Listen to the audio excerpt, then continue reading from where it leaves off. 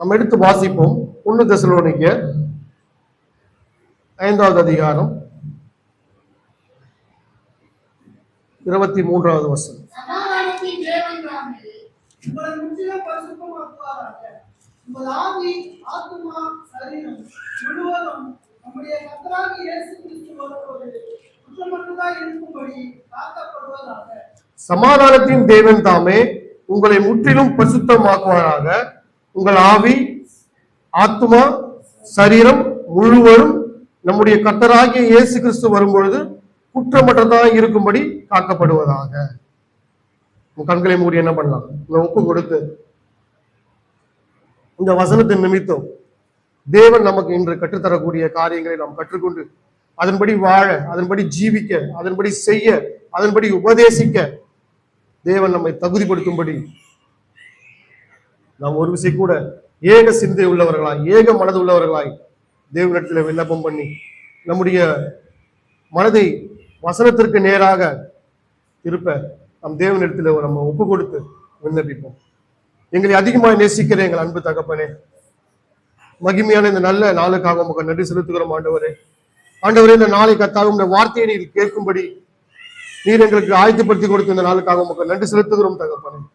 விசேஷமாய் தகப்பனே, 1 தெசலோனிக்கேயர் 5:23 நாங்கள் வாசித்தபடி எங்களுடைய ஆவி, எங்களுடைய ஆத்மா, எங்களுடைய சரீரம் குற்றமற்றதாய் காக்கும்படி ஆண்டவரே நாங்கள் பார்க்கிறோம் ஆண்டவரே. அதன்படி நாங்கள் கர்த்தாவே எங்கள் ஆத்மாவையும் எங்கள் ஆவியும் எங்கள் சரீரத்தையும் எப்படி நாங்கள் குற்றமற்றவர்களாய் நிற்க எங்களுக்கு இந்த வசனத்தின் நிமித்தம் எங்களுக்கு கற்றுக் கொடுங்க தகப்பனே.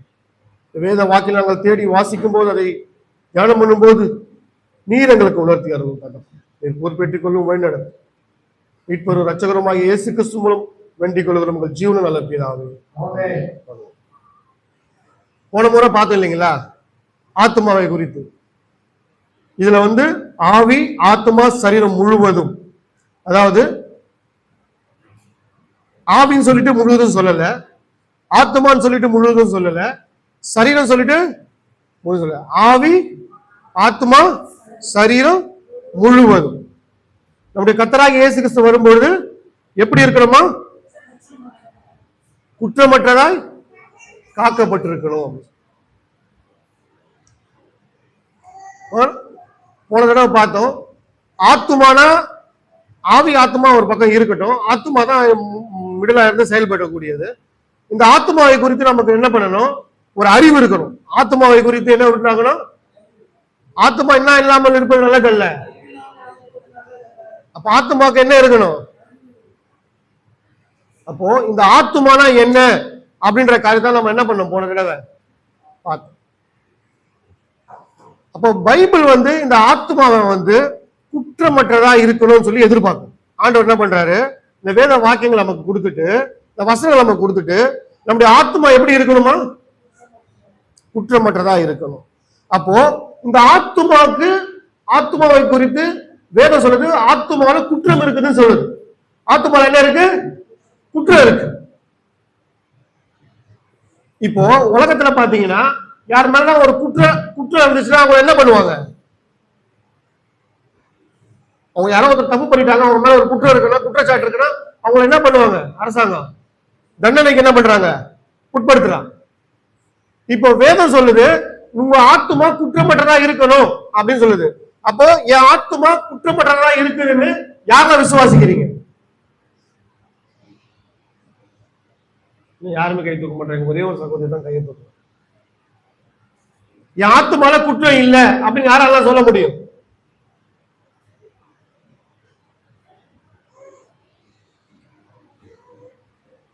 இப்ப நிறைய பேர் மனசுல என்ன ஓடுதுன்னா, குற்றம்னா என்ன அத சொல்லுங்க, அதுக்கப்புறம் கையை தூக்குறதா கையை தூக்காததான் நான் முடிவு பண்ணிக்கிறேன். குற்றம்னா என்னன்னு சொல்லுங்க முதல்ல. சரி, நான் சொல்ல ஒரு வசனத்தை உங்களுக்கு சொல்றேன். தன் சொந்த சகோதரரை பகைக்கிறவர் மனுஷன். இப்ப யாரெல்லாம் உங்க பிரதர்ஸ் கிட்ட சிஸ்டர்ஸ் கிட்ட சண்டை போடாம இருக்கிறீங்க?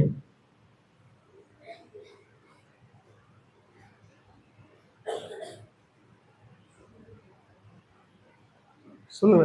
இப்ப சொல்லிட்டீங்க இல்லையா? இப்ப கேள்வி கேளுங்க, நான் கை தூக்குறேன்னா இல்லையா பாக்கலாம். அப்படிதானே? அப்போ ஆத்துமாக்கள அறிவு இருக்கு. ஆத்துமாக்கு என்ன இருக்கு? அறிவு இருக்கு. ஆனா சத்தியத்திற்கு நேராக எப்படி அதை பகுத்தறிவதற்குரிய அறிவு தான் என்ன மனுஷனுக்கு இல்ல. எப்படி இதை பகுத்தறிவது? ஆத்துமலை எப்படி குற்றத்தை வந்து உணர்றது? நான் ஏற்கனவே சொல்லியிருந்தேன், ஆவி ஆத்மா சரீரம் குற்றமற்றதா இருப்பதற்காக இயேசு சிலுவையில ரத்தத்தையும் தண்ணீரையும் ஆவியும் என்ன பண்ணிருக்கிறாரு? ஒப்பு கொடுத்திருக்கிறார். ஏதோ ஒப்பு கொடுத்திருக்கிறார்? ரத்தம், தண்ணீரையும் ஆவியையும் ஒப்பு கொடுத்திருக்கிறார்.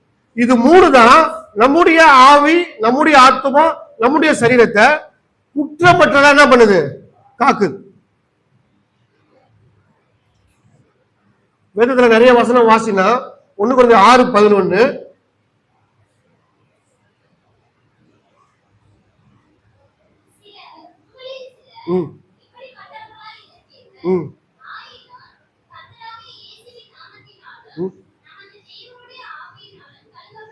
கவனிங்க. தேவனுடைய ஆவியினாலே கழுவப்பட்டீர்கள். இப்ப கழுவப்பட்டீர்கள் வார்த்தை வந்தாலே அங்க என்ன வந்துருது? தானா தண்ணீர்ன்ற ஒரு விஷயம் வந்துருது இல்லையா? கழுவப்பட்டனாலுமே என்ன வந்துருது? தண்ணீர்னால கழுவப்பட்டதுனால வசனம் பெருசா போயிடும். அப்போ அதை சுருக்கி என்ன பண்றாங்க? அதை கழுவப்பட்டீர்கள், தேவனுடைய ஆவினாலே கழுவப்பட்டீர்கள். அப்போ தேவனுடைய ஆவினாலே கழுவப்பட்டீர்கள் சொன்னா இயேசு சிலுவையில நமக்காக சிந்தின தண்ணீர்னால நம்ம என்ன பண்ணணுமா? கழுவப்படணும். அப்படி கழுவப்பட்டாதான் நீங்க நானும் குற்றமற்றவர்களா என்ன பண்ண முடியும்? இருக்க முடியும். அப்படி இல்ல, நான் அந்த தண்ணியில கழுவ முடியாது, இல்ல அந்த தண்ணியில எப்படி கழுவணும் எனக்கு தெரியல அப்படின்னு சொன்னீங்கன்னா நாம் குற்றவாளியால தான் இருப்போம். சிம்பிளா உங்களுக்கு புரியறதுக்காக சொல்றேன். குற்றம்னா என்ன அப்படின்னு பாத்தீங்கன்னா, யாத்திராகமம் 34வது அதிகாரம் 7வது வசனத்தை வாசிங்க.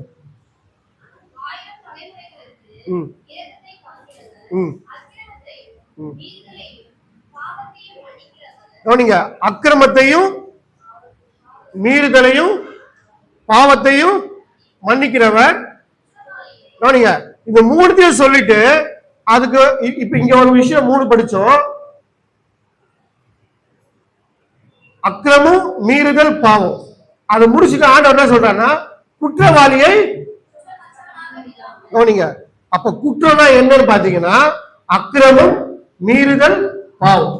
அக்கிரமம், மீறுதல், பாவம்.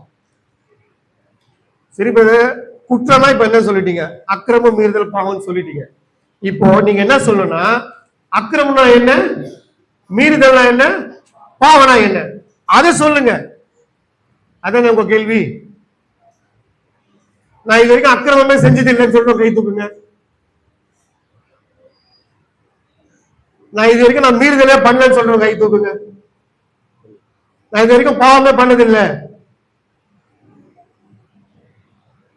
எது சொல்லுது? அக்கிரமம், மீறுதல், பாவம்னா என்னது? குற்றம். இந்த குற்றம் இல்லாம நீங்க என்ன பண்ணணுமா? இருக்கணுமா? யார் வரும்பொழுது?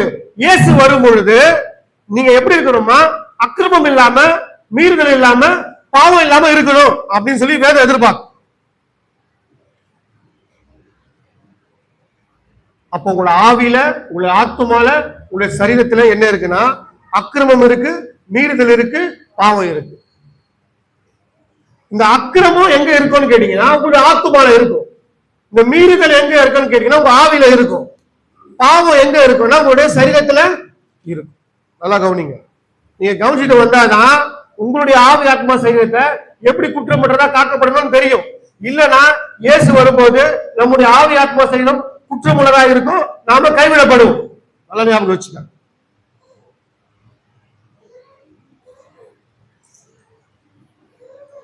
அப்ப நம்முடைய ஆத்துமால அக்கிரமம் இருக்கு, நம்முடைய ஆவில மீறுதல் இருக்கு, நம்முடைய சரீரத்துல பாவம் இருக்கு. இது எப்படி நான் கண்டுபிடிக்கிறது? இது எப்படி நானு அக்கிரமம், மீறுதல், பாவத்தை கண்டுபிடிக்கிறது? முதல் மனுஷன் யாரு? ஆதாம் ஏவா. இவங்க எதனாலதான் குற்றவாளியா மாறினாங்க? அக்கிரமம், மீறுதல், பாவத்தினால்தான். கவனிங்க, அக்கிரமம்னா என்னன்னு கேட்டீங்கன்னா வசனம் நீங்க வாசிக்கும் போது உங்களுக்கு தெரியும். நான் சிம்பிளா உங்களுக்கு சொல்றேன், நேரம் இல்லாதனால. அக்கிரமம்னா தேவனுடைய வார்த்தையில ஒரு வார்த்தையை கூட்டுறதோ இல்ல குறைக்கிறதோ அதுக்கு பேர் என்னது? அக்கிரமம். கவனிங்க, இந்த வேதத்துக்கு பேர் வந்து கிரமம். இந்த வேதத்துக்கு பேர் என்ன? கிரமம். இதுல ஒரு வார்த்தையை கூட்டுறதோ இல்ல குறைக்கிறதோ அதுக்கு பேர் தான் என்னன்னா அக்கிரமம். ஒரு வார்த்தை என்ன பண்ணக்கூடாது? கூட்டக்கூடாது, குறைக்கக்கூடாது. இப்படி கூட்டி வசனத்தை கூட்டி சொல்றது இல்ல வசனத்தை குறைச்சி சொல்றது அது என்னவா மாறுது? மனுஷனுக்கு அக்கிரமமா மாறுது. அப்படின்னா நான் சொல்ல மாட்டேன் பிரதர், நான் வசனத்தை உள்ளதென்றும் இல்லதை இல்லதென்றும் சொல்லுவேன். நீங்க எப்படி திரும்ப மனுஷன் அக்கிரமம் செய்யறான்? நமக்கு தேவையான போது நமக்கு தகுந்தா போல வசனத்தை என்ன பண்றான்? யூஸ் பண்ணிக்கிறான்.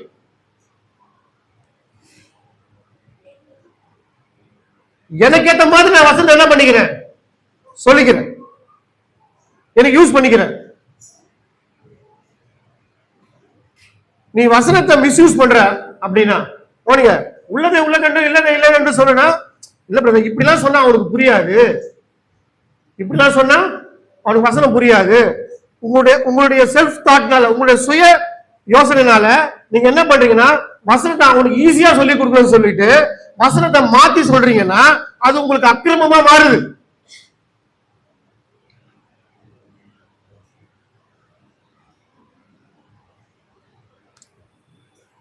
சொல்றாரு, நான் நட்டு அப்போ நீர் பாய்ச்சினா விலை செய்கிறவரும் நட வேண்டியது மட்டும்தான் உன் வேலை. தப்பு தப்பா நட வேண்டியது உன் வேலை கிடையாது. வசனத்தை ஒரு மனுஷனுக்கு சொல்லி கொடுத்தா கரெக்டா என்ன பண்ணணும்? வசனம் என்ன சொல்லுதோ அதை என்ன பண்ணணும்? சொல்லி கொடுக்கும். அப்படி இல்லைன்னா நம்ம ஒரு விஷயத்த கூட்டுறதோ குறைக்கிறதோ நம்ம செய்யும் பொழுது அந்த மனுஷனுக்கு என்னவா மாறிடுது? அக்கிரமமா மாறிடுது. ஏவாள் என்ன பண்ணானா, பிசாசு கிட்ட பேசும்பொழுது, சர்ப்பத்துக்கிட்ட பேசும்பொழுது பிசாசு கேட்கிறான், தேவனிட வந்து புசிக்க வேண்டாம் சொன்னது உண்டோ அப்படின்னு கேட்ட உடனே அவன் என்ன பண்றா? அதை புசிக்கவும் தொடவும் வேண்டாம்னு சொன்னாரு சொல்றான். கவனிங்க, ஆண்டவர் அந்த தொடவும் வேண்டாம் வார்த்தைய சொல்லல. ஆனா இவன் என்ன பண்றா? தொடவும் வேண்டாம் சொல்லி ஒரு வார்த்தையை கூட்டி சொன்னதுனால அவனுக்கு அந்த வார்த்தை அவளுக்கு என்னவா மாறிடுது? அக்கிரமமா மாறிடுது. அந்த கிரமத்துல இருந்து மாறிடுறான். ஆண்டவர் சொன்ன வார்த்தைய உள்ளது என்று நீ கை கடைபிடிச்சுன்னா அது உனக்கு அக்கிரமா மாறாது. நீ கூட்டுறதோ குறைக்கிறதோ பண்ண அது என்னவா மாறிடுது? உனக்கு அக்கிரமமா மாறி. இந்த அக்கிரமம் அடுத்த நிலைமைக்கு எங்க கொண்டு போகுது? தேவனுடைய வார்த்தையில இருந்து மீறுதலுக்கு உட்படுது. ஒண்ணு பேசுவ, இல்ல கையில போய் செய்வ.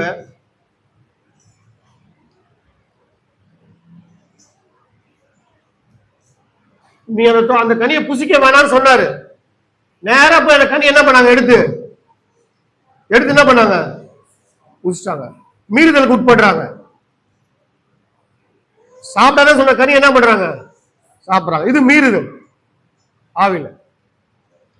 இது உள்ள போனோடனே, கனி உள்ள போனோடனே மனுஷ சரீரம் என்னவா மாறிடுச்சு? எதுக்கு உட்பட்டுருச்சு? பாவத்துக்கு உட்பட்டுருச்சு.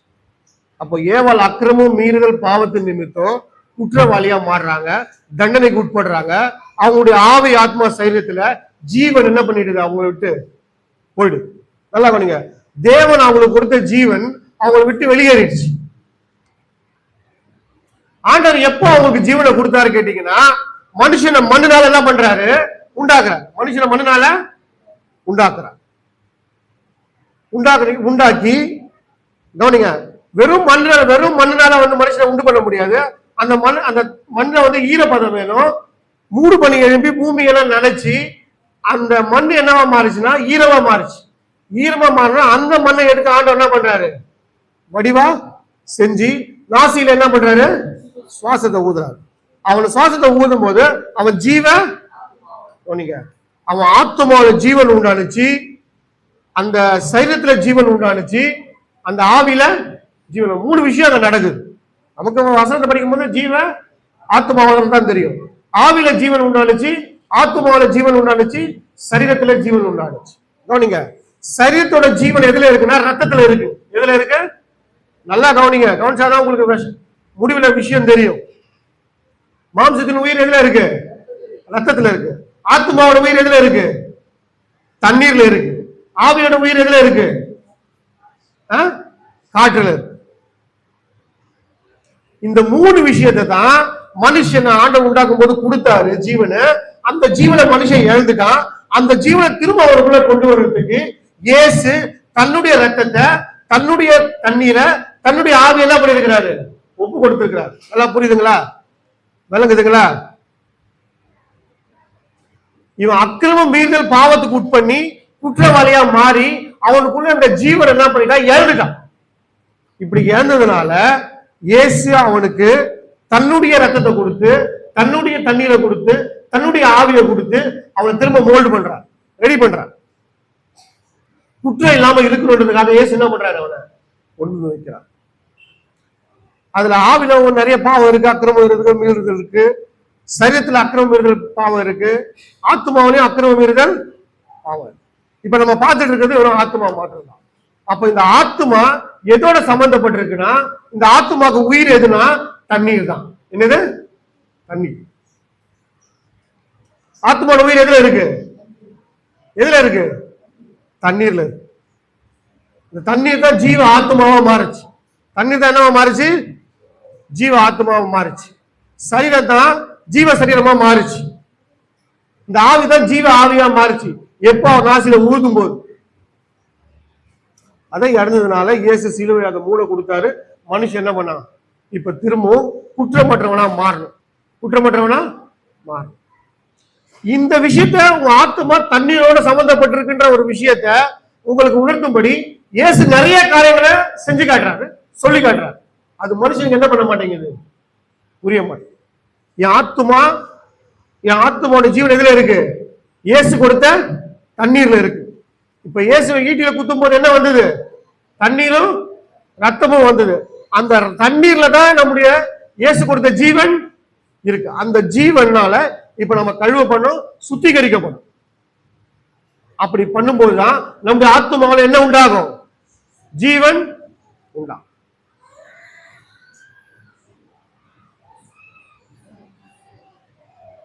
இயேசு செஞ்ச முதல் அற்புதம் என்ன?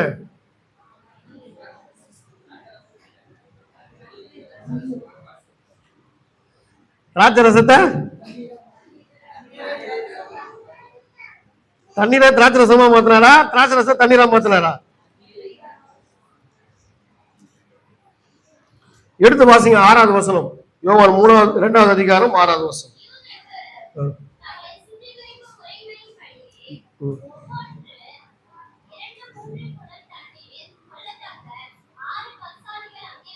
கவனிங்க, வசனத்தை நீங்க வாசிக்கும் போது கவனிச்சாதான் சில விஷயம் புரியும். கவனிக்கலன்னா சில விஷயம் என்ன பண்ணாது? புரியவே புரியாது. ஒரு 6 கற்சாடிப்பா, அங்க 2-3 குடம் தண்ணி பிடிக்கிற அளவுக்கு ஒரு 6 கற்சாடி அங்க இருந்தது. அப்படி வேதம் சொல்லல.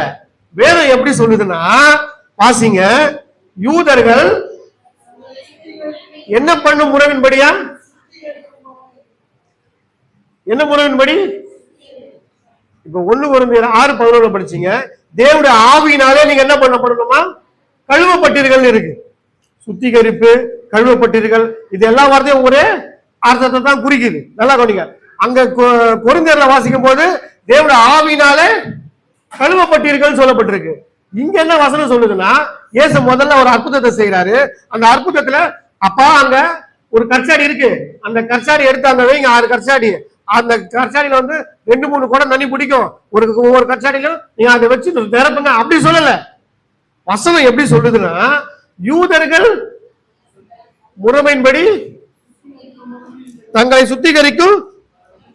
கவனிங்க, திராட்சரச தண்ணீரை திராட்சரசமா மாத்தக்கூடிய இடத்துல யூதர்கள் முறைமையின்படி சுத்திகரிக்கக்கூடிய வார்த்தை எதுக்குன்னு கேட்கிறேன்.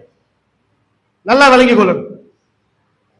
அந்த வார்த்தை ஏன் கொடுத்திருக்கிறார் ஆண்டவர் அப்படின்றத நீங்க கவனிக்கணும். அப்போ தண்ணீர்னால ஒரு மனுஷன் என்ன பண்ணப்படணும்? சுத்திகரிக்கப்படணும். அவன் சுத்திகரிக்கப்பட்டதான் அவனுக்குள்ள இருந்து மற்றவர்களுக்கு அந்த தண்ணீர் சுவையா என்ன பண்ணும்? போகும். நாமளே நம்ம சுத்திகரிக்கல அப்படின்னா என்ன பண்ண முடியாது? மற்றவர்களுக்கு நாம ஒரு ஜீவ ஊற்றா இருக்க முடியாது. கவனிங்க, உங்களுக்குள்ள இருந்து ஒரு ஜீவ ஊற்று புறப்படும்.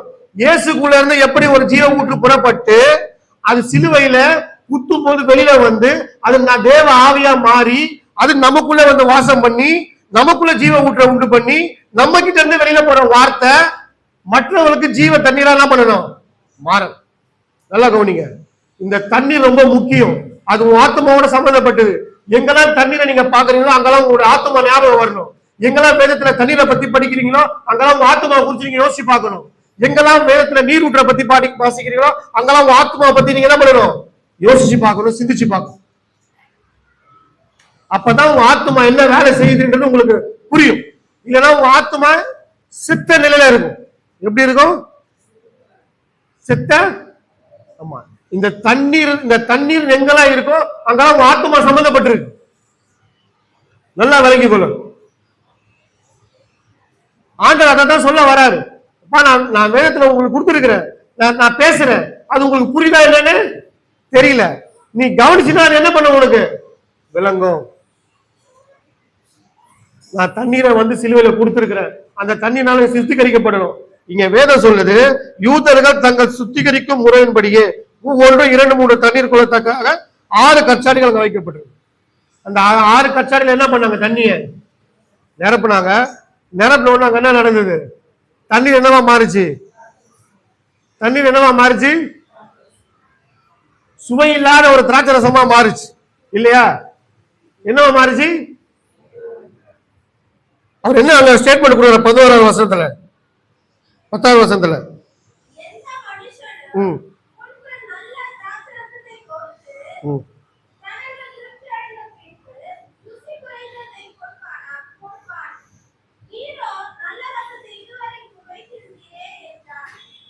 இந்த வசனம் என்ன உணர்த்துதுன்னா, திராட்சை ரசம் குறையும் போது பந்தி விசாரிக்கும் போது திராட்சை ரசம் குறையும் போது இன்னும் சாப்பிடறதுக்கு ஒரு 50 பேர் இருக்காங்க.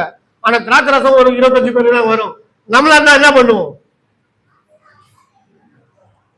என்ன பண்ணுவோம்? 50 பேர் இருக்காங்கப்பா, இங்க 20 பேர் தான் வரும். சரி, என்ன பண்ணு? கொஞ்சம் சர்க்கரை தண்ணியும் எத்தனுவா, என்ன பண்ணு, மிக்ஸ் பண்ணி அதுல என்ன பண்ணு. அதான் ஆண்டவர் சொல்லுவார், எந்த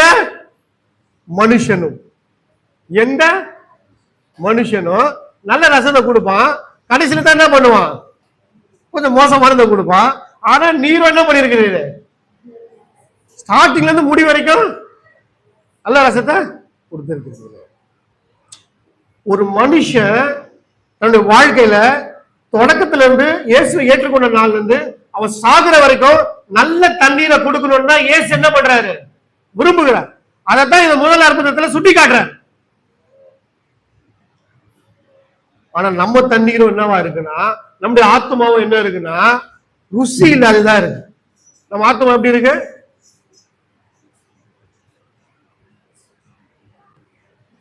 உன்னை பார்த்தா ஆவிக்குரியவன் சொல்ல மாட்டாங்க. உன் ட்ரெஸ் சென்ஸே உன்னை காமிச்சு குத்துறோம், நீ ஆவிக்குரியவன் இல்ல, நீ பாவிக்கு உரியவன் சொல்லு.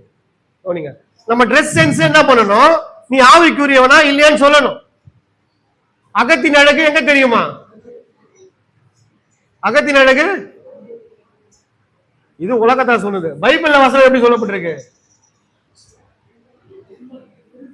இதயத்தின் நிறைவினால் பேசும். இருத்துல எப்படி இருக்கோ அப்படிதான் உங்களுடைய செய்கையும் இருக்கும். நல்லா கவனிங்க. உலகம் உள்ள குடி இருந்துச்சுன்னா உலகத்துல எப்படி இருக்கோ அப்படிதான் நம்ம என்ன பண்ணுவோம்? அப்படிதான். சத்தியம் உங்களுக்குள்ள இருந்துச்சுன்னா உலகத்தை என்ன பண்ணும்? வெறுக்க. நல்லா கவனிங்க. வாலிபர்கள் கொஞ்சம் கஷ்டமா தான் இருக்கும், வயசானவங்களாம் கொஞ்சம் கஷ்டமா இருக்காது. அப்போ இருதயம், அந்த இருதயத்தோட ஜீவன் எதுல இருக்குன்னா, அந்த ஆத்துமாவோட ஜீவன் எதுல இருக்குன்னா தண்ணீர்ல இருக்கு.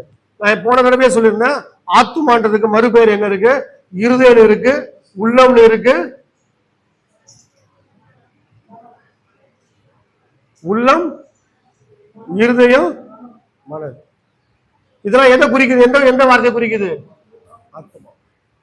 இன்னும் ரொம்ப டீப்பா போய் பாத்தீங்கன்னா எங்கெல்லாம் தண்ணீர் வருதோ அதெல்லாம் யாரோட சம்பந்தப்பட்டிருக்கு? நம்முடைய ஆத்மாவோட சம்பந்தப்பட்டு. இந்த கற்சாடின்றது மனுஷன், அந்த மனுஷனுக்குள்ள தண்ணீரை நிரப்பு. 2-3 சாட்சின்றது எந்த ஒரு காரியத்தை எடுத்தாலும் வேதம் சொல்லுது 2-3 சாட்சினால நிலவரப்படும். 2-3 சாட்சினால எந்த ஒரு காரியமும் நிலவரப்படும். நீ எந்த ஒரு வசனத்தை வாசிச்சாலும் அதுக்கு 2-3 சாட்சி வசனங்கள் என்ன பண்ணு, தேடி வாசி, ஆராய்ந்து பாரு. அப்பதான் ருசியுள்ள ரசத்தை உன்னால என்ன பண்ண முடியும், கொடுக்க முடியும். அந்த கற்சாடியில எத்தனை குடம் தண்ணி பிடிக்கும்? 2 அல்லது வேதத்துல 2 அல்லது 3 வார்த்தை உபயோகப்படுத்தப்பட்டிருக்கு. எந்த ஒரு காரியத்தை எடுத்தாலும் 2-3 சாட்சி இல்லாம ஒரு காரியம் என்ன பண்ண முடியாது, நிலவரப்படாது, உறுதிப்படாது. அப்போ ஸ்ட்ராங்கா உங்களோட விசுவாசம் இருக்கணும், ரொம்ப ஸ்ட்ராங்கா உங்க நம்பிக்கை இருக்கணும் அப்படின்னா 2-3 வசனத்தை எடுத்து உள்ள என்ன பண்ணணும், இந்த கச்சாடியில ஊத்தணும், தண்ணியில வாத்து மேல கொண்டு வரணும், வசன தண்ணீர் போல ஊத்தணும். அந்த வசனம், இந்த வசனம் நமக்குள்ள தண்ணீரா மாறி அது என்ன பண்ணும், நம்மள சுவையுள்ள காரியத்தை என்ன பண்ணும், செய்ய வைக்கும், பேச வைக்கும், நடக்க வைக்கும். இல்லைன்னா நம்முடைய யோசனைகள் நித்தமும் பொல்லாதவைகளா தான் இருக்கும். நல்லா கவனிக்கும். அப்போ இந்த ஆத்துமா தண்ணீரோட ஆண்டவர் சம்பந்தப்படுத்தி காட்டுறாரு. உன் ஆத்துமாவுக்காகத்தான் நான் தண்ணீரை கொடுத்தேன்ப்பா, நான் வசனத்துல நிறைய விஷயத்த சொல்லி வச்சிருக்கிறேன், நீ அதை கவனி. நான் முதல் அற்புதத்தை செய்யும் பொழுது தண்ணீரை என்னவா மாத்தி இருக்கிறேன், ஒரு காரியத்தை செஞ்சார். ஒரு காரியத்தை அடுத்தது பாத்தீங்கன்னா சீலவாக்குளம், அதுல என்ன பண்றாரு, ஒரு வியாதியஸ்தன் இருந்தான், அவன் எத்தனை வருஷமா படுக்கையா இருந்தான், ஒரு குத்துமதிப்பா சொல்லுங்க, 38 வருஷமா என்னவா இருந்தான், வியாதியா இருந்தான். அப்ப இயேசு அந்த பக்கம் வந்து அவர்கிட்ட கேட்கிறாரு, உனக்கு சுகமாக விருப்பமா? உடனே அவன் ஆண்டவர் சுகத்தை பத்தி கேட்கிறாரு. அவனால சுகம் கொடுக்க முடியும், ஆனா அவன் என்ன கேட்கிறான், என்ன தூக்கி விடுறதுக்கு ஆள் எங்க இல்ல, எதுல விடுறதுக்கு, குளத்துல தண்ணீர்ல விடுறதுக்கு என்ன இல்ல, ஆள் இல்ல. கவனிங்க, அதனால்தான் இயேசு மனுஷனா வந்தார், அதனால்தான் இயேசு அந்த தண்ணீரை கொடுத்தார். நம்முடைய ஆவி ஆத்மா சரீரம் குற்றமற்றதா பார்க்கப்படணும், நம்முடைய ஆவி ஆத்மா சரீரத்துல அக்கிரமம் இருக்கக்கூடாது அப்படின்றதுக்காக தான் இயேசு அந்த தண்ணீரை என்ன பண்ணாரு, கொடுத்தாரு. இப்போ வேதத்துல எங்கெல்லாம் தண்ணீரை பத்தி சொல்லப்பட்டிருக்கோ அங்கெல்லாம் உங்க ஆத்மா சம்பந்தப்பட்டிருக்கு. உங்க ஆத்மா குணப்படாதபடிக்கு தண்ணீருக்கும் உங்களுக்கும் ரொம்ப டிஸ்டன்ஸ் இருக்கு. தண்ணீருக்கும் உங்களுக்கும் ரொம்ப டிஸ்டன்ஸ் இருந்தாலே என்னவா இருக்கீங்கன்னா நீங்க ஒரு வியாதியா இருக்கீங்க. இப்ப நீங்க நம்ம எத்தனை வருஷம் வியாதியா இருக்கோம் நமக்கு தெரியல, நம்மள தண்ணி கிட்ட கொண்டு போய் விடுறதுக்கு ஆளு இல்ல.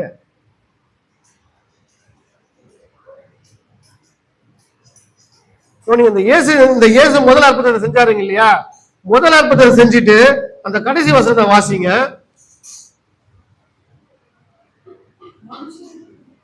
முதலாவது வசனம்.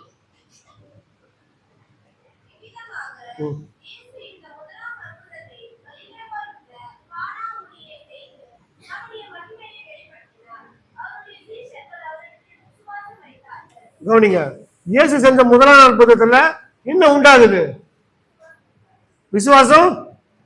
கவனிங்க, வேத வசனம் நமக்குள்ள தண்ணீரா போகும் பொழுது, ஜீவ ஊற்றா மாறும் போது, அந்த உங்ககிட்ட இருந்து புறப்படுற வார்த்தை மனுஷனுக்குள்ள என்ன பண்ணுதுன்னா என்னத்தை உண்டாகுமா, விசுவாசத்தை உண்டாகும். விசுவாசத்தை உண்டாகும். நல்லா கவனிங்க, ஒரு காரியம் நமக்குள்ள வேத வசனம் தண்ணீரா போய் நம்மளோட ஆத்மாவை ஜீவன் உள்ளதா மாத்துச்சுன்னா, நம்ம கிட்ட இருந்து புறப்படுற வார்த்தை மனுஷனுக்கு என்னவா போகுது, ஜீவனா போகுது. அவனுக்குள்ள என்ன உண்டாகும், நமக்கு நிறைய எக்ஸ்பீரியன்ஸ் இருக்கும். எவ்வளவு வசதி சொன்னாலும் அவனுக்கு அந்த நம்பிக்கையே வர மாட்டேங்குது. இயேசுவை என்ன பண்ணவே மாட்டான், ஏத்துக்கவே மாட்டான். சாதாரணமா சொன்னா என்ன பண்ண மாட்டான், மனுஷன் ஏத்துக்க மாட்டான். கிரியை எங்க இருக்கணும், நமக்குள்ள இருக்கணும். அப்போ வேதம் சொல்ற மாதிரி நம்ம சில விஷயங்களை செய்யும் போதுதான் அதுக்குள்ள நமக்கு ஜீவன் உண்டாகுது. நம்ம கிட்ட இருந்து புறப்படுற வார்த்தைக்கும் ஜீவன் இருக்கு. அது வெறுமையா என்ன பண்ணாது, திரும்ப. திரும்ப. அடுத்ததான் சொன்ன இந்த சீலோவா குளத்துல அந்த மனுஷனை ஆண்டவர் என்ன பண்றாரு? சுகம் கொடுக்குறாரு. அவனை போய் சாட்சி கேட்கிறாங்க. யாருப்பா அவனுக்கு இந்த சுகத்தை கொடுத்தது? ஓய்வு நாள்ல செய்யக்கூடாத செய்யற, எனக்கு தெரியாது. இயேசு திரும்ப அவனை மீட் பண்ணி அவன்கிட்ட என்ன விஷயத்த சொல்றாருன்னா, கவனிங்க அந்த வசனத்தை.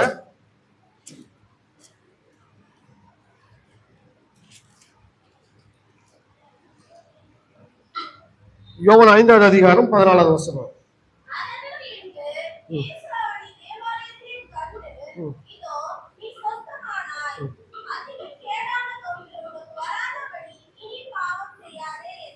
கவனிங்க, இயேசு நமக்கு சுகத்தை கொடுக்கிறாரு, நம்மளை ரட்சிப்புக்குள்ள வழிநடத்துறாரு, விசுவாசிக்க வைக்கிறாரு.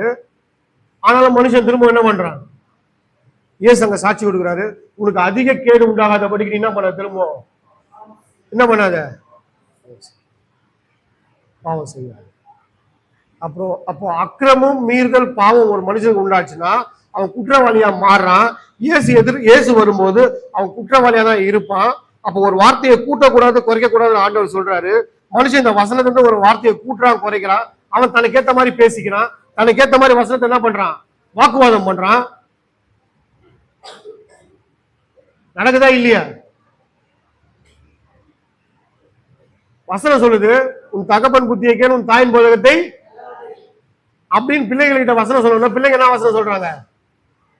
என்ன வசனம் சொல்றாங்க தெரியுமா? இந்த பசங்களுக்கு பெற்றோர்களே, உங்க பிள்ளைகளே, உங்க பிள்ளைகள் என்ன பண்ணாதீங்க, உனக்கு ஏற்ற மாதிரி நீங்க வசனம் எடுத்தீங்கன்னா, வாக்குவாதம் பண்றதுக்கு வசனம் எடுத்தீங்கன்னா உனக்கு என்ன உண்டாகுது? அக்கிரமம் உண்டாகுது. என்ன உண்டாகுது? முதல்ல நீ அதை செய்யக்கூடாதுன்னா, ஃபர்ஸ்ட் உனக்கு ஒரு விஷயத்த சொல்றாங்க, உங்க பேரண்ட்ஸோ இல்ல ஒரு மூத்தவங்களோ ஒரு விஷயத்த சொல்றாங்கன்னா அதன்படி கேட்டு அதன்படி செய்ய உன்னை நீ என்ன பண்ணணும்? ஃபர்ஸ்ட் தகுதிப்படுத்திக்கணும். உன்னை நீ தகுதிப்படுத்தாமையே, உன்னை அந்த வசனம் உன்னை ஆட்கொள்ள விடாமையே நீ என்ன பண்ற? போயிட்டு அதை தடுத்து நிறுத்தி இன்னொரு கேள்வியை கேட்கிற. என்ன கேட்கிற? பிதாக்களே உங்க பிள்ளைகளை என்ன பண்ணாதீங்க, கோபம் மூட்டாது. கவனிங்க, மனுஷனுக்கு எது அக்கிரமம் சொல்லிட்டு இருக்கு? மனுஷனுக்கு எது அக்கிரமம்? வசனத்தை தனக்கேற்ற மாதிரி யூஸ் பண்றது, தனக்கேற்ற மாதிரி உபயோகப்படுத்திக்கிறது அக்கிரமம். நீ வசனம் சொன்னா தேவனுடைய நாமம் என்ன ஆகணும்? மகிமை உண்டாகணும். மனுஷனுக்கு என்ன உண்டாகணும்? விசுவாசம் உண்டாகணும். இது ரெண்டுமே உண்டாகாம உனக்கு என்ன உண்டாயிடுது? அது அக்கிரமத்தை கொண்டு வரும். இன்னும் நிறைய விஷயம் இருக்கு. இன்னும் நிறைய விஷயம் இருக்கு. முடிவெட்டத்தை பத்தி பைபிள்ல போட்டிருக்கா? முடிவெட்டத்தை பத்தி பைபிள்ல போட்டிருக்கா? இல்ல. அப்புறம் எதுக்கு அதை சொல்றீங்க? சரி, அதுக்காக நீ முடி வெட்டாம இருக்கிறியா? இல்ல.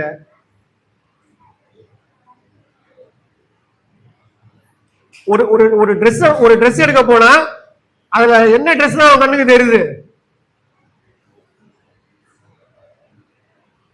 என்ன ட்ரெஸ் தெரியுது?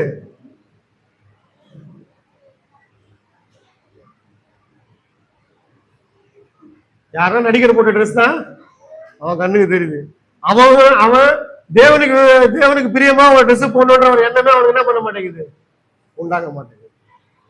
அவனுக்கு ஏன்னா அவனுடைய ஆத்துமால என்ன இருக்குன்னா, இயேசு கொடுத்த அந்த தண்ணீர்னால அவனுடைய ஆத்துமாவை என்ன பண்ணலாம சுத்திகரிப்பு பண்ணல. அந்த இயேசு கொடுத்த தண்ணீர்னால அவன் ஆத்துமாவை என்ன பண்ணல, அவன் கழுவப்படல. அப்படி கழுவப்பட்டு இருந்தா இந்த மாதிரி எண்ணங்கள், இந்த மாதிரி யோசனைகள் என்ன பண்ணாது? உண்டாக. இந்த மாதிரி யோசனை, இந்த மாதிரி எண்ணங்கள்லாம் உண்டாகிறதுக்கு காரணம் என்னன்னா, நீ இயேசு நமக்காக கொடுத்த தண்ணீர்னால நம்ம ஆத்துமாவை நம்ம என்ன பண்ணல, இன்னும் சுத்திகரிப்பு பண்ணல. முடிவெற்ற கடைக்கு போனாலே அங்க ஒரு 30 ஸ்டைல் ஒட்டி வச்சிருப்பான். கேர்ள்ஸுக்கு தெரியாது, உங்களுக்கு பியூட்டி பார்லர் இருக்கு இல்லையா, அதனால அது ஒண்ணு நாங்க போடுறது கிடையாது, அதனால அது எங்களுக்கு தெரியாது. ஜென்ஸ் முடிவெற்ற கடையில போனா அங்க ஸ்டைலிஷா ஒட்டி வச்சிருப்பான். இவன் போன ஃபர்ஸ்ட் பாக்குறது என்னதான், எந்த ஸ்டைல்ல வெட்டலாம் தான். இல்லைன்னா இவர் மனசுலயே ஒரு ஸ்டைல நினைச்சிட்டு போயிடுவாரு. என்னடா இப்படி வெட்டிட்டு வந்திருக்க ஒரு கேள்வி கேட்டு வச்சுங்களேன். அவன் அந்த மாதிரி வெட்டி விட்டான், நான் என்ன பண்றது? அவன் அந்த மாதிரி அந்த இருதயம், அந்த ஆத்துமா எப்படி எல்லாம் யோசிக்குது பாருங்க, எப்படி எல்லாம் நினைக்குது பாருங்க. அதாவது உன்னை எப்படியாவது அந்த பாவத்திலே தக்க வச்சுக்கணும், உன்னை காப்பாத்தலாம் கூடாது. இந்த உலகம் உன்னை அப்படி டம்படி வைக்குது.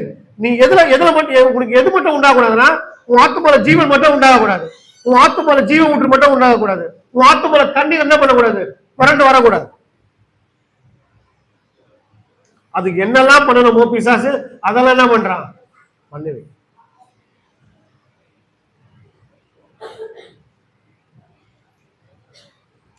தண்ணீர் எப்படி இருக்கும்னா, சில சமயத்துல செங்கடல் மாதிரி தான் இருக்கும். எப்படி இருக்கும்? பார்க்கும்போது என்ன இருக்காது, வழி இருக்காது. அதை எப்படி பிளக்கணும், அதை எப்படி ரெண்டா ஆக்கணும், எப்படி வழி உண்டாக்கணும்? தேவனுடைய வார்த்தை மனுஷங்கிட்ட சொல்லும் பொழுது அந்த வார்த்தையை மனுஷன் விசுவாசித்து அதை ஏற்றுக்கொண்டு அதன்படி அந்த கோலை எடுத்து அங்க வைக்கும் பொழுது தண்ணீர் என்ன பண்ணுது, என்ன பண்ணுது? இத சொல்லும் போது மோசம் என்னெல்லாம் யோசிச்சிருப்பாரு. இவர் பாட்டுல கோலை தங்க வைன்றாரு, இது புலகுமோ புலகாதோ, என்ன நடக்க போகுது?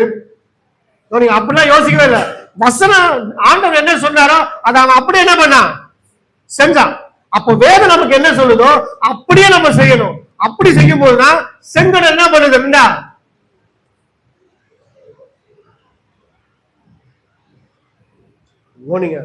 நம்முடைய ஆத்துமால, நம்முடைய ஆத்துமாவுடைய ஜீவன் தண்ணியில இருக்கு. அந்த தண்ணி சுத்தமா இருக்கணும், இல்ல அந்த தண்ணியில என்ன உண்டாகணும், ஜீவன் இருக்கும். இல்லைன்னா நம்முடைய ஆத்துமா என்ன ஆயிடும், செத்து போயிடும். உங்களுக்கு தண்ணீரே கொடுக்காம 10 நாள் ஒரு ரூம்ல அடைச்சு வச்சா என்ன ஆவீங்க, என்ன ஆவீங்க? உற்சாகமா இருப்பீங்களா? உற்சாகமா இருப்பீங்களா? தண்ணீரே கொடுக்காம ஒரு ரூம்ல 10 நாள் உங்களை அடைச்சு வச்சிருந்தா எப்படி இருப்பீங்க? செத்து போயிடுமா? தண்ணீரே இல்லாத மலை மேல 40 நாள் இருந்தானே, யோசிக்க வேண்டியதா இருக்குல்ல. ஏன்னா அந்த கண்மலை யார் தான், அவருக்குள்ள என்ன உண்டாகுது, ஜீவ தண்ணீர் புறப்பட்டு. கண்மலையா கிறிஸ்துக்குள்ள என்ன வருது, அந்த மலை மேல அவன் இருக்கிறான்னா ஏசு கிறிஸ்து அவனுக்கு ஜீவ தண்ணீரா இருக்கிறார். நமக்கு அப்படி உண்டாயிருக்கா? நமக்கு தெரிஞ்ச 10 நாள் தண்ணி கொடுக்கணும், நம்ம என்ன பண்ணிடுவோம், செத்துருவோம். நீ 10 நாள் வேதம் வாசிக்கலன்னா உன் ஆத்மா என்ன பண்ணிடுது? எப்படி ஆதி ஆத்மா சரீரத்துல ஜீவன் இல்லாம போகுதோ அந்த தன்மைக்கு நம்ம போயிடும். நல்லா கவனி, குற்றமுள்ளவர்களா இருக்கும்.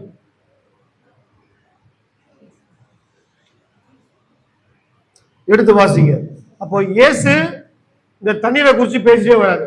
சீலோவ குளத்துல அதுல சுகம் கொடுக்கிறாரு, திராட்சரசத்தை தண்ணீரா மாத்துறாரு. அப்புறம் ஒரு ஸ்திரீ கிட்ட, சமாரியா ஸ்திரீ கிட்ட பேசுறாரு. என்ன பேசுறாரு, என்ன பேசுறாரு சமாரியா ஸ்திரீ கிட்ட? எந்த தண்ணியை பத்தி? நான் கொடுக்குற தண்ணீரை குடிச்சா உனக்கு என்ன உண்டாகாது, தாகமே உண்டாகாது. நீ கொடுக்குற தண்ணி என்ன ஆகும், தாகம். நான் கொடுக்குற தண்ணி என்ன உண்டாகாது. அதனால்தான் அடுத்த ஆத்மா குடிச்சு நமக்கு தாகத்தை உண்டாவது இல்ல, அப்படியா? மற்ற ஆத்மா குறிச்சு நமக்கு தாகம் இருக்கா?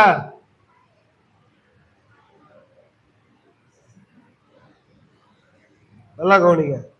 இயேசு நம்ம கொடுக்குற தண்ணீர்னால நமக்கு தாகம் உண்டாவதில்லைன்னு சொல்றாங்க. அப்பனா அதுல ஜீவன் பரிபூர்ணம் ஆயிடுது. அந்த ஜீவன்ல பரிபூர்ணமாச்சுன்னா நமக்கு என்ன உண்டாகுறது இல்ல, தாகம் உண்டாகுது. சப்போஸ் நம்ம நார்மலா ஒரு மனுஷனா இருந்து நமக்கு தாகம் உண்டாகி நம்ம தண்ணியே குடிக்காம போனா அடுத்த ஸ்டேஜ் என்ன, அடுத்த ஸ்டேஜ் என்ன ஆகுது? தண்ணி தாக்கம் வந்தாலும் இந்த மாதிரி இருமல் வருது, தொண்டை ட்ரை ஆகுது, அது காஞ்சி காஞ்சி என்ன ஆகுது, அடுத்த நிலையை கொண்டு போய் அதுக்கு அடுத்த நிலை மூச்சு திணறல் உண்டாகுது, அதுக்கு அடுத்த நிலை மூச்சு என்ன ஆயிடுது, நின்று போயிடுது. இப்ப இயேசு கொடுக்குற தண்ணீரை நம்ம என்ன பண்ணணும்? உபயோகப்படுத்தணும். நம்முடைய ஆத்மாவுக்கு ஜீவனை என்ன பண்ணணும்? மாத்தணும். எடுத்து வாசிங்க நீதிமொழிகள் 20:5 வசனத்தை.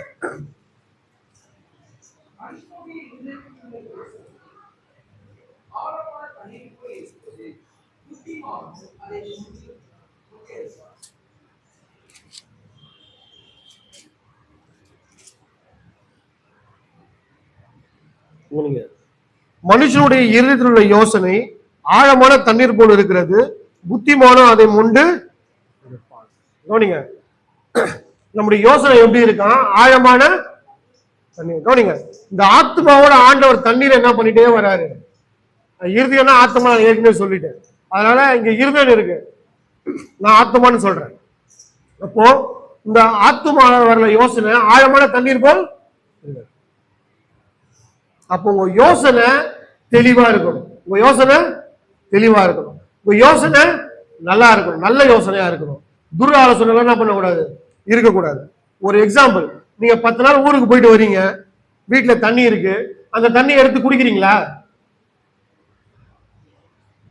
அந்த தண்ணி எடுத்து குடிக்கிறீங்களா கேட்கிறேன். உபயோகப்படுத்துறீங்களா? ஏன்?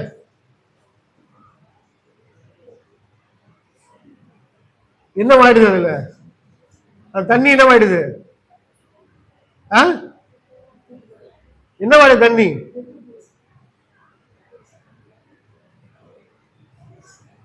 தண்ணி என்ன ஆயிடுது? கெட்டு போயிடுது, பூச்சி வந்துடுது. அதை குடிச்சா என்ன ஆகும்? நமக்கு வியாதி வரும், நோய் வரும், இல்லைன்னா ஏதாவது கால்ரா சைடு எஃபெக்ட்ஸ் வரும். அப்ப அந்த தண்ணியை குடிக்கிறதுக்கு நமக்கு மனசு என்ன பண்ண மாட்டேங்குது? போக மாட்டேங்குது.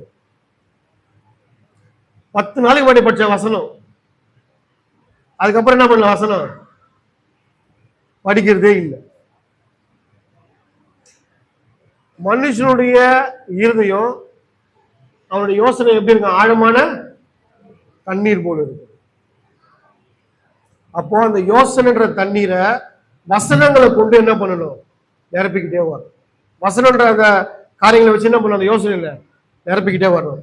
மனுஷனை யோசிக்கிறதுலாம் எப்படி இருக்குன்னா, அவன் நினைவுகள், அவனுடைய யோசனைகள்லாம் நீங்க பைபிள்ல வாசிக்கும் பொழுது அவன் நித்தமும் எப்படி இருக்குதான்?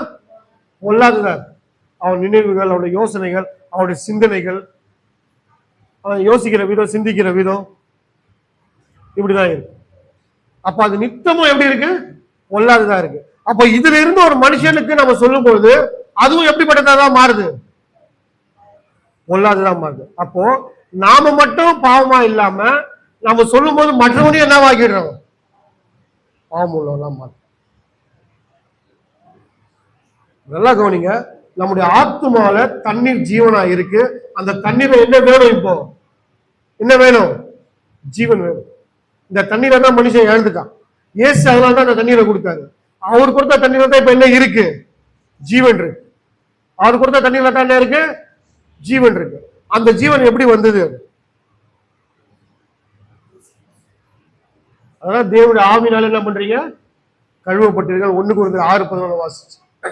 இயேசு வார்த்தையா இருந்தார், அந்த வார்த்தை மாமிசமாகி கிருபையினாலும் செத்தினால் இருந்ததாய் நமக்குள்ள என்ன பண்றாராம்? வாசம் பண்றார். அந்த வார்த்தை மாமிசமா மாறிச்சிங்க இல்லையா? அந்த மாம்சம் இருந்தா ரத்தமோ தண்ணீர் என்ன பண்ணிருக்கு? புறப்பட்டிருக்கு.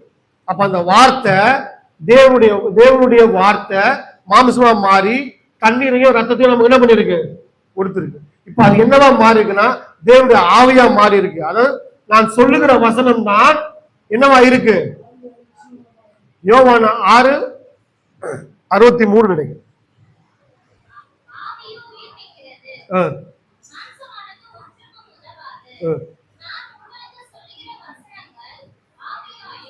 நான் உங்களுக்கு சொல்லுகிற வசனம் என்னவா இருக்கான்? ஆவியா இருக்கான். வசனம் என்னவா இருக்கு? ஆவியா இருக்கு. இப்போ அங்க ரோம 1 கொரிந்தியர் 6:11 வாசம் தேவனுடைய ஆவினால நீங்க என்ன பண்ணப்பட்டிருக்கீங்க? அப்போ இயேசு கொடுத்த தண்ணீர் இப்ப என்னவா மாறி இருக்குன்னா தேவனுடைய ஆவியா மாறி, வசனமா மாறி இருக்கு. அந்த வசனத்தை எடுத்து நீங்க என்ன பண்ணணும்? நம்மள என்ன பண்ணணும்? கழுவும். வசனத்தை எடுத்து என்ன பண்ணணும்? கழுவும். அப்போ எல்லாத்தையும் நம்ம சுத்திகரிக்க பண்ணக்கூடிய இதுதான் தேவனுடைய வசனம் தான். வசனம் தான். இந்த வசனம் தான் நம்மள என்ன பண்ணும்? சுத்திகரிக்கு உண்டு பண்ணும். அப்ப நீங்க பைபிளை இதுக்கப்புறம் வாசிக்கும் போது எங்கெல்லாம் தண்ணீர் வருதோ அந்த தண்ணீர் மூலமா என்னெல்லாம் செய்ய காரியங்கள் இருக்கோ அதையெல்லாம் நம்ம வாழ்க்கையில என்ன பண்ணணும்? கொண்டு வரும். அப்படி கொண்டு வரும்போதுதான், ஏன்னா தேவன் தண்ணீர்னால செஞ்ச காரியங்களை சாட்சியா நமக்கு வச்சிருக்கிறாரு. அந்த சாட்சி எதுக்குன்னா நம்முடைய ஆத்மாவை சுத்திகரிப்பு பண்ணுவதற்கு, நம்முடைய ஆத்மாவை சுத்திகரிப்பு உண்டாகுவதற்கு.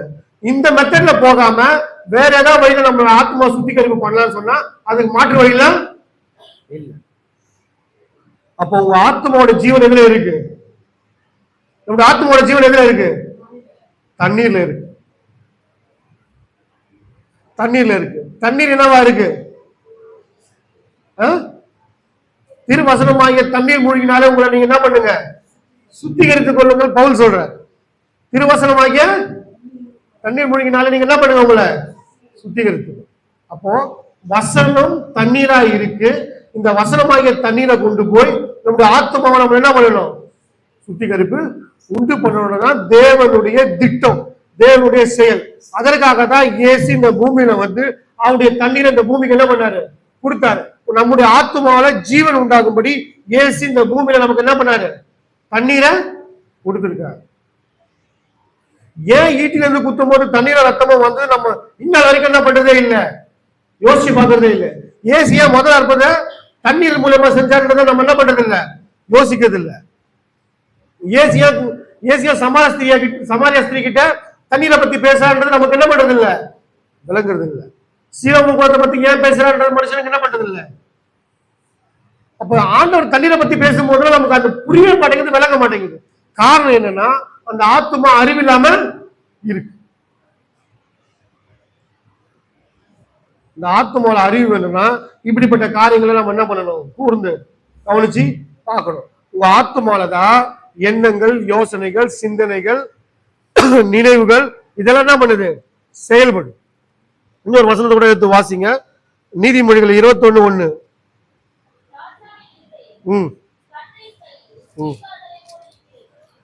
ராஜா இருதயம் எப்படி இருக்கான்? கர்த்தருடைய கருத்துல நீர்கால்கள்னா நீர்கால்னா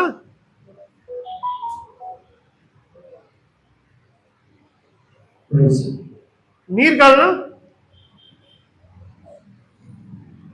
கால்வாய். நீர்கால்னா என்னது? கால்வாய். அத இப்ப தண்ணி நீங்களா சின்ன வயசுல விளையாட்டு கீழே தண்ணி ஊத்துருந்துன்னா அதை குச்சி வச்சு கோடு போட்டுனே போவீங்க. அந்த தண்ணி அதுல என்ன பண்ணிட்டே இருக்கும், இல்லைன்னா தேங்கி இருக்கிற தண்ணியை வெட்டி விடணும்னா என்ன பண்ணுவீங்க? வெட்டி விட்டுட்டே போவீங்க. அந்த தண்ணி எங்க போய் சேரணுமோ அது வரைக்கும் வெட்டி விட்டீங்கன்னா அந்த தண்ணி அங்க போய் என்ன பண்ணிடும்? சேர்ந்துடும். இப்போ ராஜாவினுடைய இருதயம், அதனுடைய ஆத்மா என்னவா இருக்கான்? கர்த்தருடைய கையில நீர்கால் போல இருக்கு. அது என்ன பண்றாரு? அவரு சித்தத்தின்படி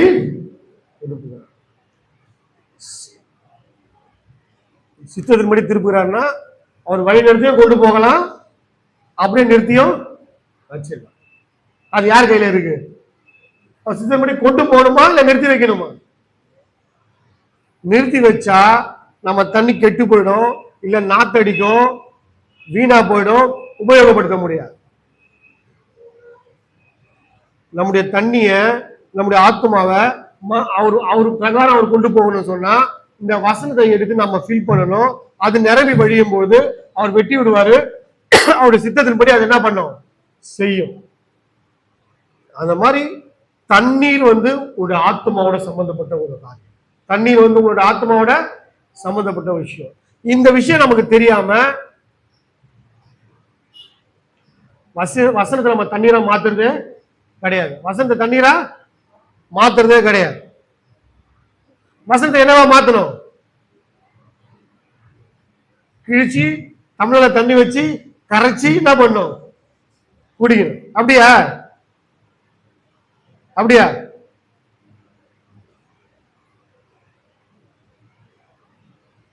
எப்பெல்லாம் உங்களுக்கு ஆத்மா பாரமா இருக்கோ அப்பெல்லாம் நீங்க என்ன பண்ணுங்க? வசனத்தை என்ன பண்ணுங்க? அப்படிப்பட்ட பாரமே எனக்கு இல்லை, ஆனா தான் நான் பைபிள படிக்கிறது இல்லை.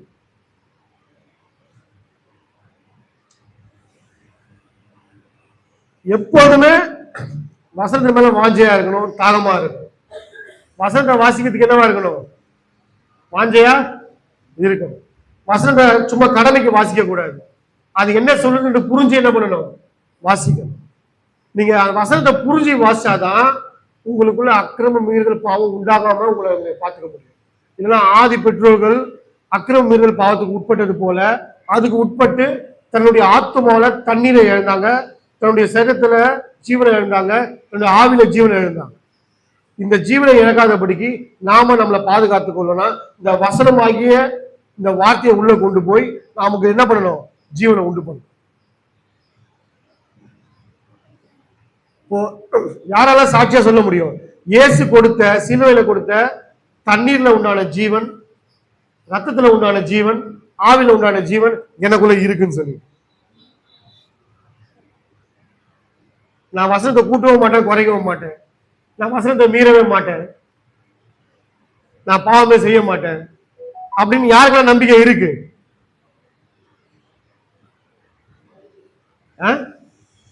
இல்ல பிறகு நாங்க திரும்ப திரும்ப செஞ்சுட்டு தான் இருப்போம். அதெல்லாம் நிறுத்தவே முடியாது. இந்த பூமியில வாழற வரைக்கும் நாங்க என்ன பண்ணிதான் இருப்போம்? என்னதான் இருப்போம்? அப்படியா?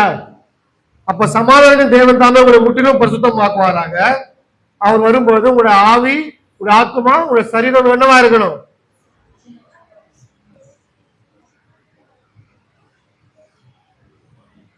நீ வசனத்தை ஒரு வாட்டி கூட்டி குறைச்சி சொன்னாலே போதும். அதுக்கப்புறம் பிசாசு நம்மளை டேக் ஓவர் பண்ணிக்குவான். அந்த வசனத்தை விட்டே விலைக்கு கூட்டு போயிடுவான். நீங்க பிராக்டிக்கலா யோசிச்சு பாருங்களேன். ஞானஸ்நானம் எடுக்கும் போது எவ்வளவு நம்ம உற்சாகமா இருந்தோம், எவ்வளவு நமக்கு உடம்புல செலுத்துது. ஞானஸ்நானம் எடுக்கும் போது எப்படிதான் உடம்பு செலுத்துது? கண்ணீர்லாம் எத்தனை பேருக்கு வந்தது? வந்ததா? யாரெல்லாம் ஞானஸ்நானம் எடுத்துருக்கீங்க?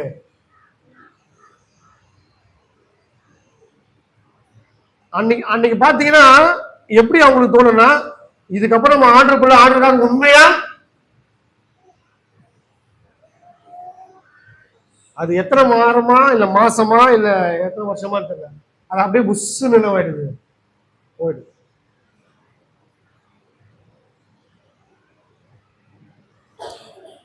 அவங்க காஸ்டியூம்ஸை பார்த்தாலே கேட்கலாம், நீ ஞானஸ்நானம் எடுத்துட்டியா எடுக்கலையா?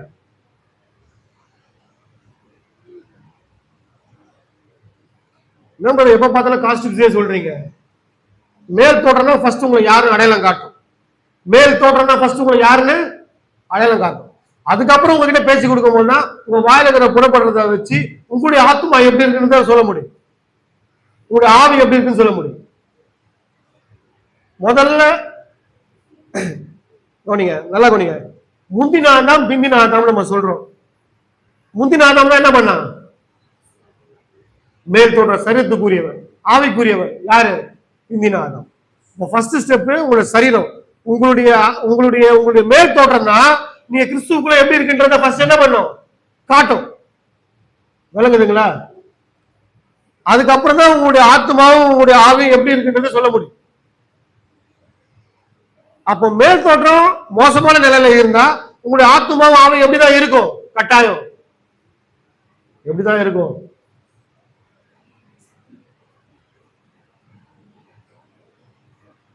என்னென்ன காஸ்டியூம்ஸும் வந்துருச்சு. இப்போ இங்க கிழிச்சு விட்டுருக்குது, இங்க கிழிச்சு விட்டுருக்குது, பேண்ட் ஜீன்ஸ் எல்லாம் கோட்டை கோட்டை போட்டு வச்சுக்கிறது.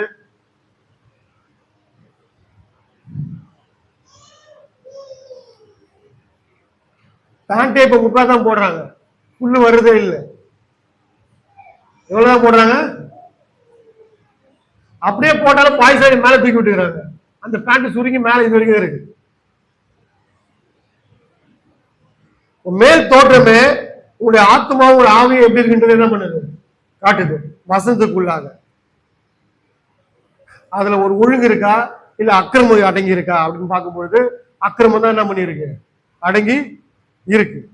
இங்க வரும்போது மட்டும் டக்குன்னு நீட்டா வருது. அங்க போகும்போது என்னவா மாறிடுது?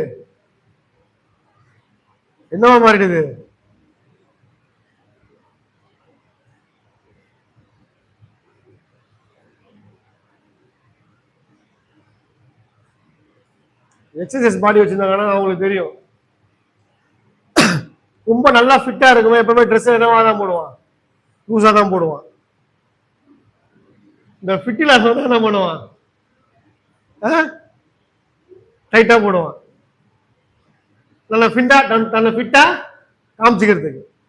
இது உலக நடைமுறை, இது உலக நடைமுறை. நம்ம கிறிஸ்தவர்கள் நம்மளுடைய நமக்கு ஆடைன்றது ரொம்ப முக்கியமான விஷயம். ஏன்னா அது சாட்சியோட சம்பந்தப்பட்டிருக்கு. எதோட சம்பந்தப்பட்டிருக்கு? சாட்சியோட சம்பந்தப்பட்டிருக்கு. உன்னுடைய நடை உடைய பார்த்து ஒரு மனுஷன் என்ன பண்ணக்கூடாது, யாரை தூஷிக்க கூடாது, யாருடைய நாமத்தை வீணில வழங்கக்கூடாதுன்னா தேவனுடைய நாமத்தை என்ன பண்ணக்கூடாது. உன்னை என்ன வேணா காரி துப்பிக்கணும், அது பிரச்சனை இல்லை.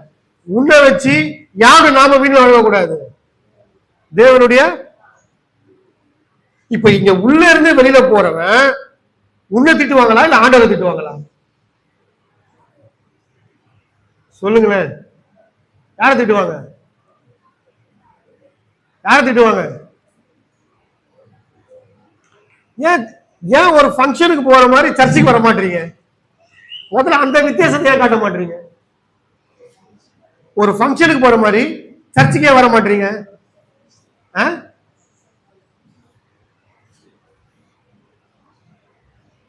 அது ஒரு சந்தோஷமான நிகழ்ச்சி, அதனால நாங்க அப்படி போறோம். இங்க வருது ஒரு துக்கமான நிகழ்ச்சி, அதனாலதான் நாங்க எப்படி வரோம்? அப்படியா?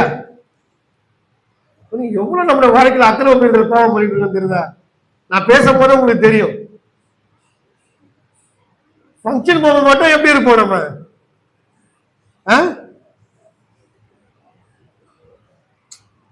சப்போஸ் நான் ஒரு நெக்லஸ் போட்டு விட்டு வச்சுக்கோ, நாளைக்கு அந்த சிஸ்டர் வந்து கடை கேட்டாங்கன்னா நான் என்ன பண்றது? ஆமா தானே?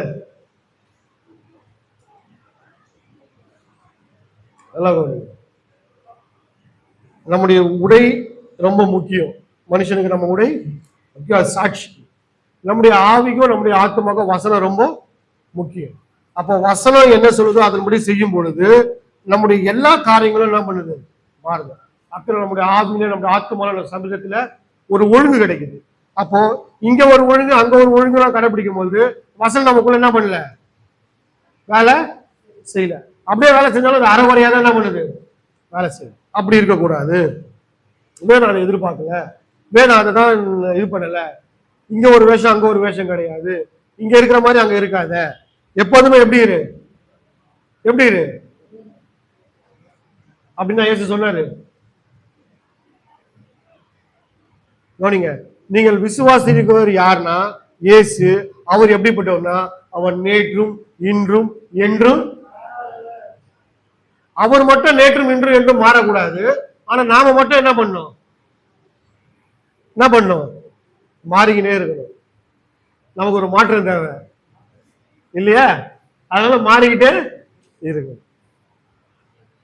கவனிங்க, வசனம் கூட அப்படிதான், நேற்றும் இன்றும் என்றும் மாறாது. கவனிங்க, இன்னும் நிறைய டெக்னாலஜி எல்லாம் வரும். அந்த டெக்னாலஜி வந்தாலும் இந்த பைபிள் தான். எந்த பைபிள் தான்? இந்த பைபிள் தான் நீ ஃபாலோ பண்ணணும். அப்போ ஆண்டவர் புதுசா வந்து டெக்னாலஜி டெவலப் ஆயிடுச்சு அதனால உனக்கு வேற பைபிள் தரலாம் சொல்ல மாட்டாரு. என்ன டெக்னாலஜி அட்வான்ஸா போனாலும் அவருக்கும் யார்கிட்ட எந்த பைபிள் தான்? டெக்னாலஜியே தெரியாதவனுக்கும் எந்த பைபிள் தான்? பாதி டெக்னாலஜி தெரிஞ்சு பாதி டெக்னாலஜி தெரியாதவனால எதுதான் பைபிள். ஏன்னா ஆண்டவர் எழுதுனது தான். இதுல கூட்டவும் கூடாது, குறைக்கவும் கூடாது. இது உனக்கு தான், இதன்படிதான் நம்மள என்ன பண்ணுவார், நியாயம் தீர்ப்பான். அட்வான்ஸ்டு டெக்னாலஜி அட்வான்ஸ் ஆயிடுச்சு, நீங்களாம் பூமர்ஸ் அப்பெல்லாம் கிடையாது. பைபிள் ஒண்ணுதான்.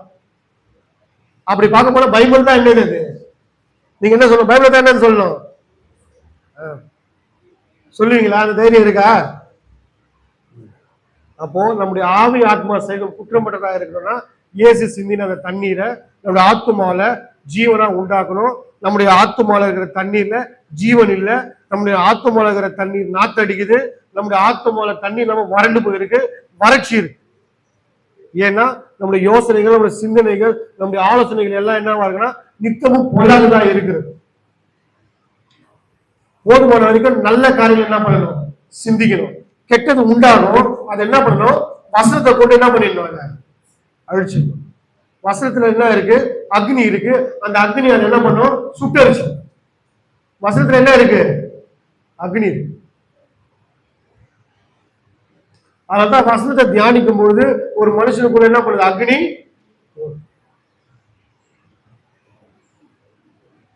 அக்னி மூணு. சோ அந்த அந்த அக்னிக்கான காரியம் என்னன்னா சுட்டரிக்கணும். எந்த காரியத்தை சுட்டரிக்கணும்னா தேவையில்லாத காரியங்கள் அக்னி என்ன பண்ணும்? சுட்டரிக்கணும். இப்ப வசனம் என்ன பண்ணுங்க? உள்ள கொண்டு போக, வசனத்தை இருக்கிற ஆத்மாவை கொண்டு போக, அது சரீரத்தில் உள்ள தப்பான கிரிகளை சுட்டரிக்கும். ஆத்மாவுக்கு ஜீவனை உண்டு பண்ணுங்க.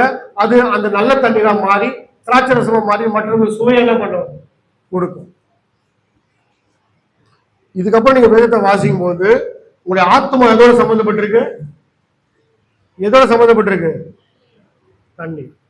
தண்ணீரை பத்தி பைபிள் எதெல்லாம் சொல்லப்பட்டிருக்கோ அந்த இடத்துல யாரை பத்தி சொல்லப்பட்டிருக்கு? நம்மளுடைய ஆத்மாவோட சாட்சி கொடுக்கப்பட்டிருக்கு. அதை நம்ம கவனிச்சு அதன்படி நம்மளுடைய ஆத்மாவை மாத்திக்கிட்டு அக்கிரமம் மீறல் பாவத்திலிருந்து மீண்டு இயேசு வரும்போது குற்றமற்றவரா நம்ம என்ன பண்ணணும்? வாழணும்.